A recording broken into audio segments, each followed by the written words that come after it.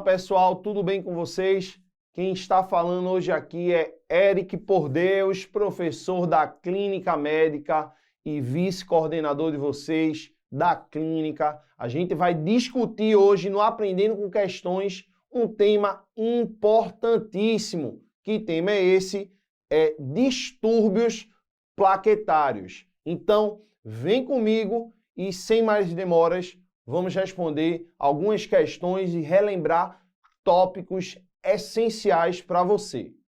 Então, começando os distúrbios plaquetários, a gente tem que lembrar a plaqueta é um elemento chave da diferenciação da linhagem mieloide, que vamos ter a linhagem eritrocítica, granulocítica e megacariocítica. A linhagem megacariocítica vai formar os fragmentos que vão dar origem às plaquetas. Então, alterações nas plaquetas irão levar para distúrbios da hemostasia. Quando a gente fala em hemostasia, o controle do sangramento, a hemostasia pode ser primária ou secundária, certo, pessoal? A primária está relacionada a distúrbios plaquetários, que são os temas que iremos abordar hoje na nossa discussão. Quando a gente fala de hemostasia secundária, estamos nos referindo a fatores da coagulação, tá bom, pessoal? Então, vamos falar de alterações da hemostasia primária. Quais as etiologias possíveis? Como iremos fazer o diagnóstico? Qual o quadro clínico que seu paciente vai apresentar? E como é feito o tratamento? Será que é só repor plaqueta? Vai repor plaqueta em todos os casos? Será que repor plaqueta em alguma situação pode fazer pior ao seu paciente? Com certeza iremos ver que situação é essa. Então, introduzindo os distúrbios plaquetários, são os distúrbios primários da coagulação. Então, a gente deve suspeitar de uma alteração da hemostasia primária naqueles pacientes que exibem sintomas como sangramento mucocutâneo, ou seja, sangramento de pele ou mucosas, além de petequias, equimoses. Então, esses pacientes, eles precisam ser, sim, investigados, inicialmente com uma contagem plaquetária, pois podemos estar diante de desordens numéricas. Em alguns outros casos, podemos estar diante de uma disfunção da plaqueta, por exemplo, um paciente com uremia, elevação da sua função renal, não está conseguindo depurar adequadamente as toxinas renais. Pode levar a uma disfunção da plaqueta e a presença de sangramentos eventuais. No entanto, menos frequentemente, também nas neoplasias mieloproliferativas, podemos nos deparar com distúrbios plaquetários que vão cursar com elevação do número das plaquetas, a trombocitose. Isso mesmo. Então, a gente vai falar depois, pontuar algum desses conceitos. Então, quando a gente vai para a classificação, os distúrbios da coagulação são divididos em primários e secundários. Os primários se referem a distúrbios plaquetários, secundários se referem a distúrbios dos fatores da coagulação. Mais uma vez, o primário pode ser um problema no número, quando as plaquetas estão reduzidas, que é a trombocitopenia, sufixo penia, ou plaquetopenia, ou quando as plaquetas estão aumentadas, trombocitose, ou plaquetocitose, ou plaquetose, certo? Ou distúrbios qualitativos, chamados de disfunção plaquetária. Eric, qual é o valor normal das plaquetas? Elas variam, pessoal, de 150 mil a 450 mil. Ok? Isso. Vem comigo.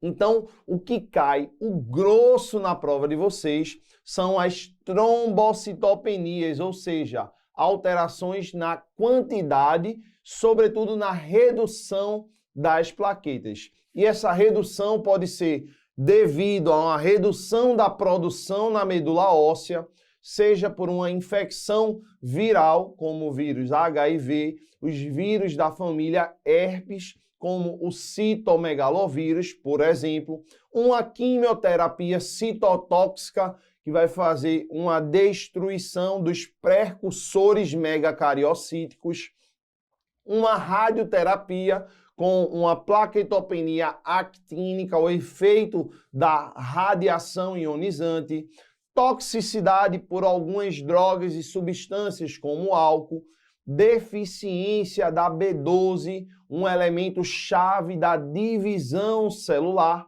Então, esses são algumas das causas que irão influenciar na produção na medula óssea.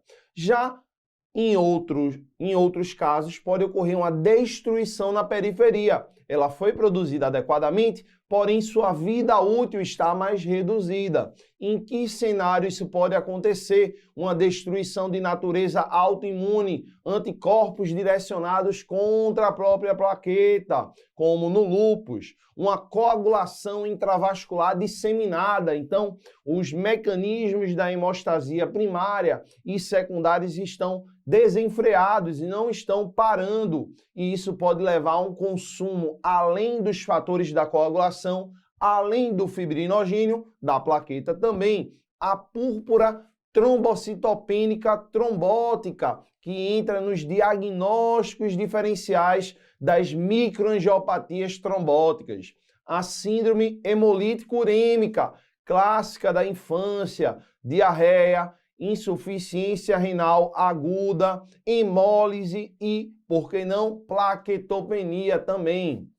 A síndrome HELP, típica da gestante, em que teremos hemólise, elevação de enzimas hepáticas e plaquetopenias, e algumas medicações que também podem ter um mecanismo imune ou não imune, como a heparina, sobretudo a heparina não fracionada. A distribuição das plaquetas pode ser anormal, então um indivíduo com hipertensão portal, esquistossomose, ele pode ter um sequestro pelo baço, que vai fazer uma esplenomegalia, uma distribuição anormal. As plaquetas estarão lá no pulsérico reduzidas. No entanto, quando a gente avalia o paciente, ele tem ainda uma resposta funcional, ou seja, ele apresenta um sangramento decorrente da hipertensão portal e ele consegue mobilizar essas plaquetas que estão sequestradas lá no baço, tá bom, pessoal? E existe também a coagulopatia dilucional. Então imagine um paciente que sofreu uma vítima de um trauma aí, vocês na aula do professor Amir, um trauma abdominal, contuso, um trauma fechado, fez uma ruptura esplênica do baço, as plaquetas acabarão sendo consumidas nesse processo, e aí o paciente sangrando, fez um grande hematoma, e você tome transfusão com concentrado de hemácia e não transfundiu plaqueta. Então, a perda de sangue maciça, uma diluição também através das reposições. Se você não fizer um protocolo de hemotransfusão maciça, você também pode fazer uma coagulopatia dilucional, beleza? Ok, olha uma questãozinha aí da SESPE 2019. Dá uma pausa, pessoal, e tenta responder. SESPE 2019, acesso direto. Um paciente de 3 anos de idade, internado em enfermaria de pediatria, com diagnóstico de trombocitopenia, ou seja, plaquetas reduzidas, imune, ou seja, mecanismo autoimune, primária, ou seja, não tem nenhuma outra causa secundária, não é um vírus, não é uma vacina, não é uma neoplasia, ok? Ele está em repouso no leito sem uso de medicações. Qual é a alternativa que contém a situação clínica mais compatível com a conduta adotada acima? Então, pessoal, vamos lá. O paciente tem uma plaquetopenia isolada com valor de 19.000, apresentando petequias e equimose sem sangramento mucoso. Então, vamos lá. O paciente está acima, em repouso, sem medicações, ou seja, ele não está sendo tratado. É uma provável púrpura trombocitopênica imune, certo? Então, a púrpura trombocitopênica imune, acredita-se que existem alguns anticorpos direcionados contra os megacariócitos que estão na medula óssea. O diagnóstico, normalmente, de uma condição primária é um diagnóstico de exclusão. A gente vai descartar medicações, vamos descartar alguns vírus, bactérias como H. pylori, quadros sépticos, síndrome HELP, CIVD, enfim. O curso normalmente é autolimitado, então você normalmente irá fazer um tratamento expectante. No entanto, naqueles pacientes que tiverem uma contagem plaquetária inferior, certo? A 20 a 30 mil, se tiver manifestações hemorrágicas importantes, sobretudo sangramento mucoso, deverão ser transfundidos. Então, na primeira, paciente com 19 mil plaquetas, no entanto, só tem petec e equimose, mas não tem sangramento mucoso. A presença do sangramento mucoso denotaria uma maior gravidade, um risco desse paciente eventualmente fazer um sangramento de sistema nervoso central. Perceba que ele não tem, então a gente vai expectar esse paciente. Provavelmente a letra A é o nosso gabarito. Letra B, plaquetopenia isolada de 9 mil, com petequias e equimoses com sangramento mucoso. Então, esse paciente tem um risco mais grave, tá bom? Letra C, plaquetas normais com púrpura palpável em membros inferiores e dor abdominal leve. Então, percebam, púrpura palpável normalmente indica uma púrpura vasculítica. Não é o que a gente está pensando aqui na púrpura do paciente que tem PTI. Então, é incompatível. Letra D, plaquetas normais com púrpura palpável também fala contra, falaria a favor de vasculite. Então, na letra C, na letra D, eventualmente você poderia pensar numa púrpura de Raynaud-Shoreline, uma vasculite associada à imunoglobulina A, tá bom? Letra E, paciente com plaquetas de 13 mil, hematomas e artrite em joelho, não, hematoma, hemartrose, normalmente refere-se a um sangramento, uma disfunção da hemostasia secundária. Você poderia eventualmente pensar num paciente com von Willebrand, certo? Então não é esse caso. Então a gente fica com a melhor opção, letra A. Agora vamos abordar alguns tópicos específicos da plaquetopenia. Então, entre elas, a púrpura trombocitopênica imune, ou seja, como o próprio nome diz, é um fenômeno imune. Antes, a PTI era também conhecida como só trombocitopenia imune. Ela, na verdade, é uma doença caracterizada por alguns mecanismos de imunomodulação que interferem na produção de plaquetas pelos megacariócitos da medula óssea. Em alguns casos, a gente pode identificar um pródromo infeccioso viral que está relacionado ao deflagramento dos sintomas da púrpura trombocitopênica imune. Como? A gente pode mensurar em raras ocasiões a produção desses anticorpos IgG contra a glicoproteína 2B3A, que estão envolvidos no processo de ativação e agregação plaquetária, mas o clássico é um diagnóstico baseado na história, ou seja, se ocorre na infância, normalmente dos 2 aos 5 anos, a gente vai se lembrar da epidemiologia. É um quadro agudo e, na maioria das vezes, autolimitado, com a relação com a infecção das vias aéreas tipicamente superiores. Às vezes você pode se deparar na prova um paciente que fez uso de uma vacina, também está relacionado. Uma criança que fez a tríplice viral, por exemplo, pode acontecer. No adulto, no entanto, é mais comum em mulheres dos 20 aos 40 anos. É um quadro mais crônico e eventualmente flutuante. Então é importante você estabelecer esses dois polos, esses dois espectros da doença, esse padrão bimodal, ok? Da infância e do adulto jovem.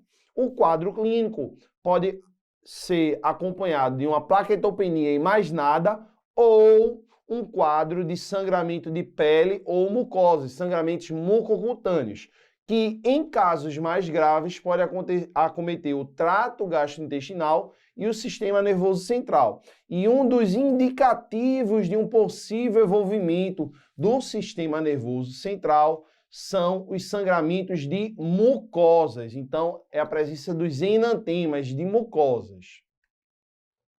Olha essa outra questão, pessoal. Dá uma pausa e tenta responder. SESPE 2018.2, R3 de pediatria. Rosa, de 3 anos, chegou à UPA com um quadro de equimoses e petequias disseminadas. A mãe relata apenas que há 2 semanas a criança apresentou resfriado. Olha os pródromos virais aí, pessoal. Porém, já está superado, ou seja, um quadro pós-infeccioso. Ao exame físico, não foram observados hepatoesplenomegalias ou adenomegalias, que pudessem sugerir uma leucemia, que pudessem sugerir uma doença infecciosa como a leishmaniose, que pudessem sugerir uma doença infecciosa de natureza viral, como uma mononucleose, alguma outra etiologia dessa natureza, pessoal. No laboratório mostrou hemoglobina, hematócrito e série branca normais, ou seja, o paciente tem 20.000 plaquetas e mais nada, mais nenhuma outra alteração no hemograma, mais nenhuma outra alteração no exame físico, a não ser a evidência clínica da plaquetopenia, que é um sangramento de equimoses, petequias, tá bom? Disseminadas. Perceba que ao exame físico, ele não chama a sua atenção dizendo que são púrpuras palpáveis, para você pensar na vasculite de Raynaud-Scholine, certo, pessoal? Então não tem anemia para você pensar em anemia aplástica, certo? Então, você também não vai pensar em doença meningocócica. O paciente está aí bem relativamente, essa criança, tá bom? Ela não está com febre, não está com sinais de insuficiência adrenal para você pensar naquele quadro mais dramático, síndrome de Walter-House-Frederick, em que tem a necrose das adrenais do seu paciente. Então, o único gabarito possível dessa questão, letra C, púrpura trombocitopênica imune, um quadro agudo, autolimitado da infância, tipicamente pós-infecção viral. Letra C é a nossa resposta. Continuando falando sobre a púrpura trombocitopênica imune, no laboratório a gente vai pedir um hemograma que tipicamente vai vir apenas com a plaquetopenia. Quando você pede as provas de coagulação, eventualmente você pode se deparar com o tempo de sangramento aumentado um pouco, indicando um problema da hemostasia primária, mas você não vai esperar alterações da hemostasia secundária, ou seja, alterações que envolvem, por exemplo, fator 7 da via extrínseca ou fator 9, 11, 12 da via intrínseca. Então, TTPA, TP, AE e NR estarão normais. Também, muito menos, será uma paciente que deverá usar um tromboelastograma. O tratamento é feito em casos de plaquetopenias inferiores a 30.000, certo? Tipicamente na vigência de sangramento importante, ou seja, sangramento do trato gastrointestinal, sistema nervoso central, a presença de sangramento em mucosa, indica um tratamento que envolve corticosteroide. Se você tiver um paciente refratário, por exemplo, ao uso da dexametasona, que pode ser utilizado no tratamento, na dose de 40 mg por dia por 4 dias, você pode tentar também pulsoterapia com metilprednisolona ou a prednisona 1 mg por quilo dia, até que a contagem plaquetária atinja um nível mínimo. E aí, tipicamente, esse desmame é realizado em torno de 4 a 6 semanas, beleza? Caso o paciente esteja refratário, você pode inibir o linfócito B. O linfócito B, ele expressa, sobretudo em sua superfície, o Cluster Differentiation, o CD20. E o CD20, né, ele é inibido pelo rituximab, que é um anticorpo monoclonal, certo? Quimérico, que inibe os linfócitos TCD20, a produção desses linfócitos que produzem o quê? Viram plasmócitos e produzem anticorpos, ok? Mas você também pode produzir e prescrever para o seu paciente a imunoglobulina humana, que a imunoglobulina humana são anticorpos que irão se ligar a esses anticorpos anti-plaqueta, certo? E aí você conseguirá controlar também. Em casos refratários, podem considerar a esplenectomia ou os análogos do receptor da trombopoietina, caso você tenha uma evidência de que não tem nenhuma síndrome mielodisplásica, nenhum outro quadro mieloproliferativo. Então, o L-trombopag é uma opção de análogo do receptor da trombopoietina. Beleza, pessoal? Mas compartilhando uma experiência pessoal, é um paciente que às vezes a plaquetopenia ele assusta muito mais do que de fato é perigosa. Eu já tive paciente com PTI de 1.000, 2.000, 5.000 plaquetas que não são gravam absolutamente nada, mas que você fica com medo, fica, mas é normalmente plaquetopenia e mais nada, tá, pessoal? Então, vai observar petequias, púrpuras, mas que não são palpáveis, porque não são púrpuras vasculares, vasculíticas. É uma púrpura por trombocitopenia, beleza? Então, vamos passar. Próxima questão, SESPE 2012, R3 de PED. Dá uma pausa e tenta responder.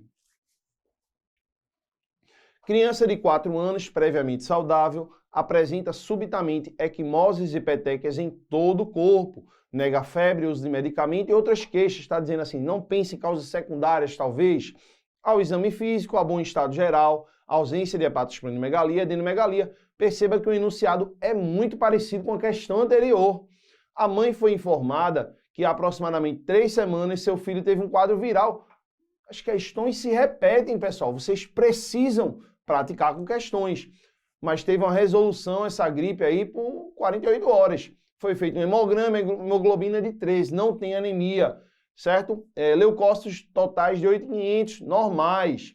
Plaquetas, 40.000, plaquetopenia e o quê? Mais nada. No esfregaço do sangue periférico, né, foram observadas algumas plaquetas maiores que o tamanho normal, macroplaquetas que podem aparecer numa PTI, por exemplo. Então, em relação a esse caso clínico, qual das afirmações abaixo é a correta? Então, vamos lá responder, pessoal. Letra A. O diagnóstico provável é púrpura trombocitopênica imune aguda, sendo obrigatória a realização do mielograma em todos os casos, para excluir outros diagnósticos, especialmente leucemia aguda?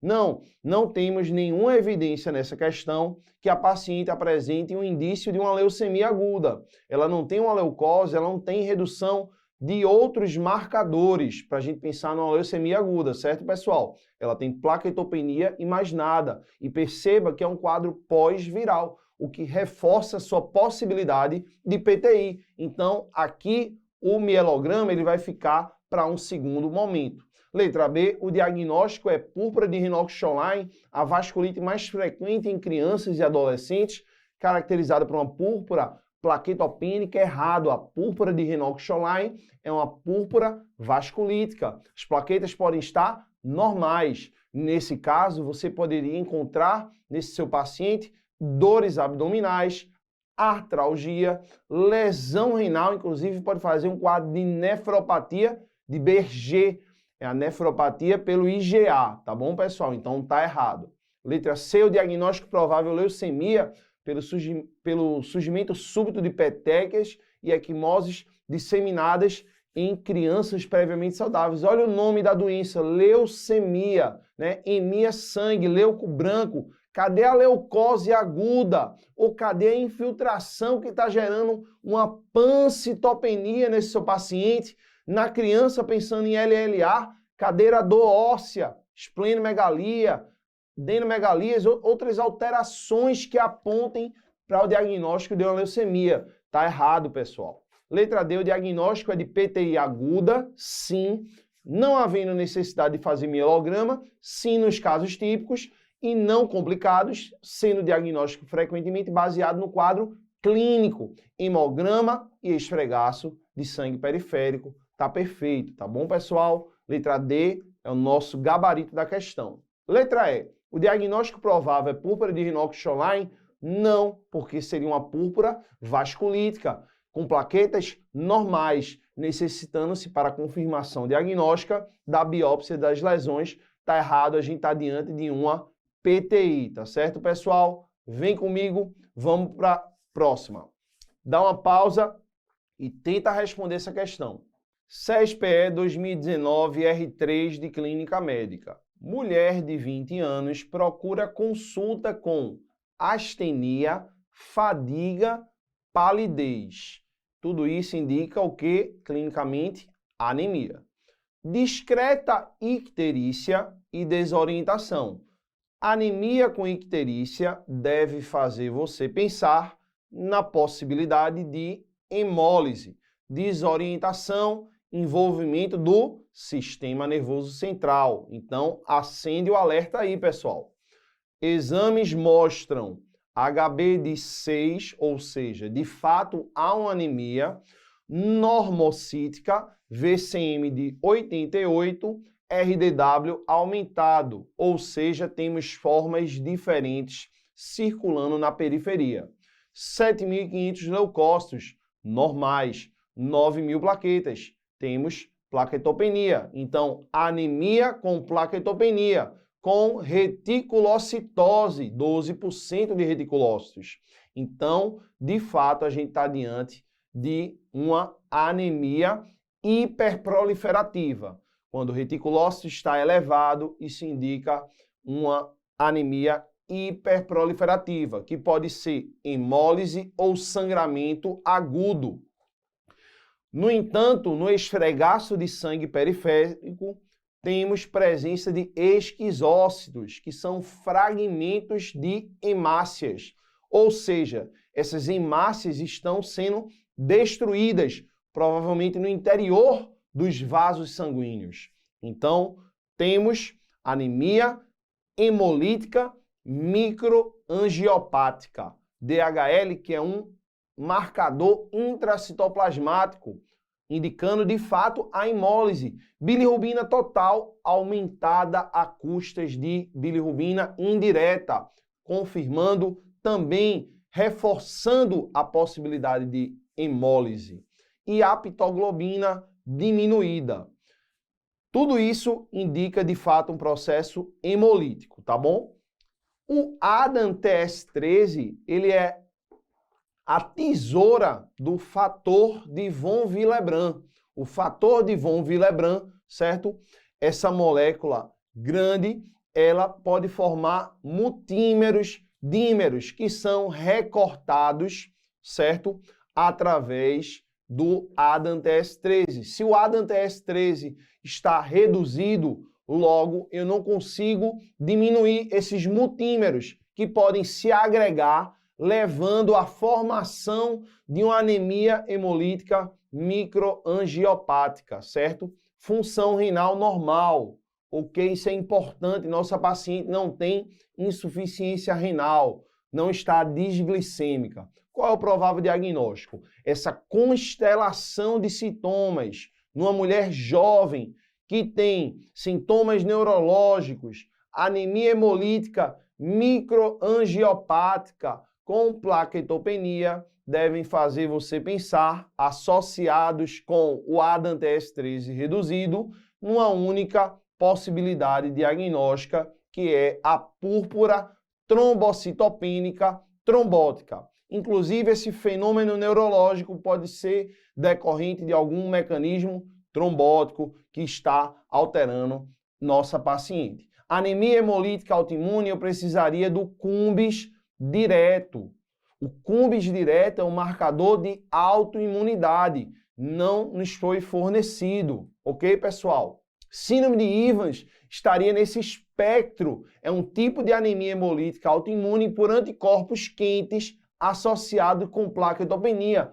Também precisaria do quê? Do CUMBIS direto e, sobretudo, um cumbis com IgG e C3D, indicando uma anemia por anticorpos quentes, ou, como forme o mnemônico, Gentes, Gentes IgG, Gentes, certo? Então, não foi fornecido.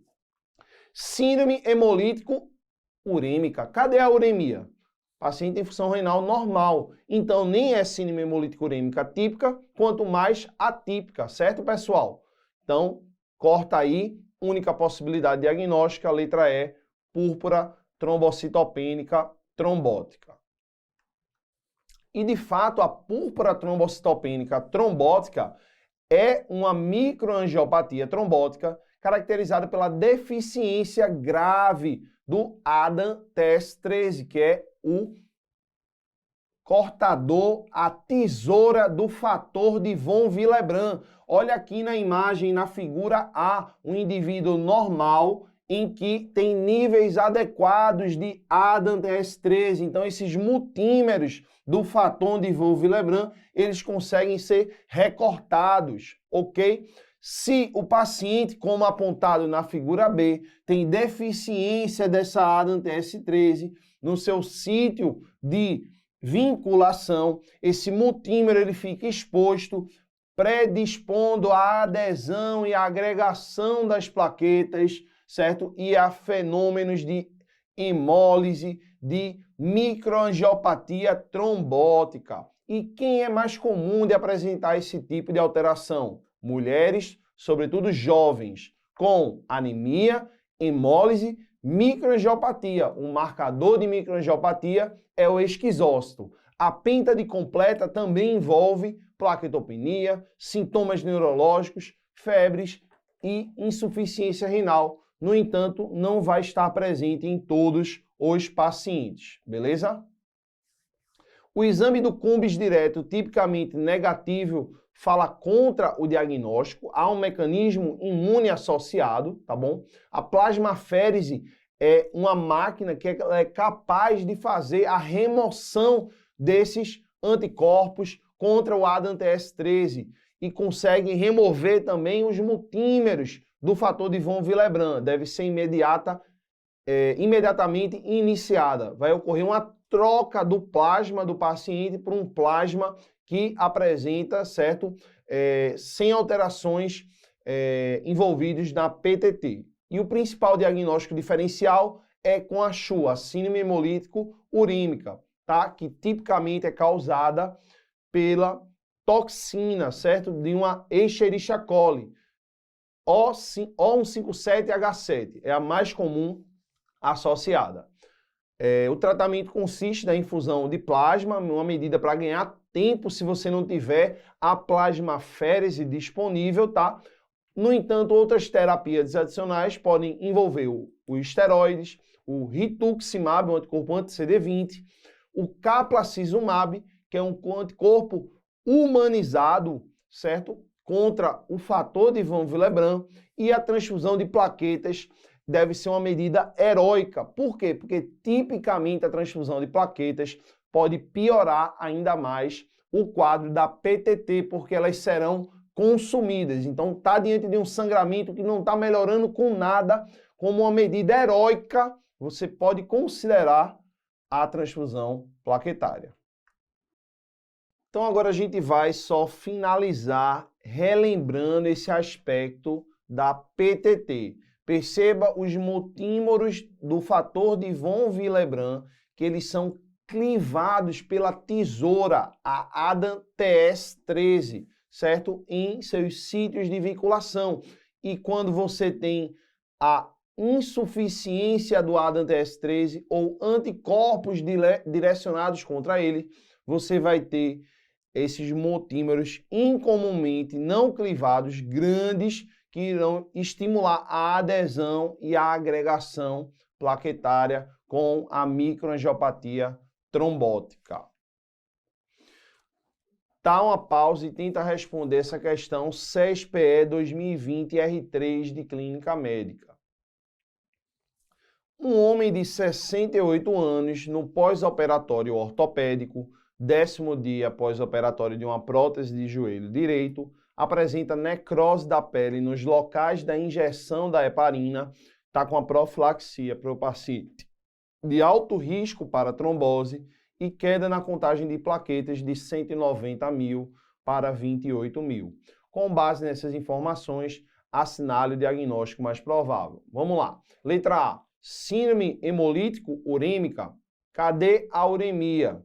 Cadê os indicativos de hemólise? Na realidade, a gente está diante de uma plaquetopenia com fenômenos necróticos associado à aplicação da heparina. Então, não é a letra A.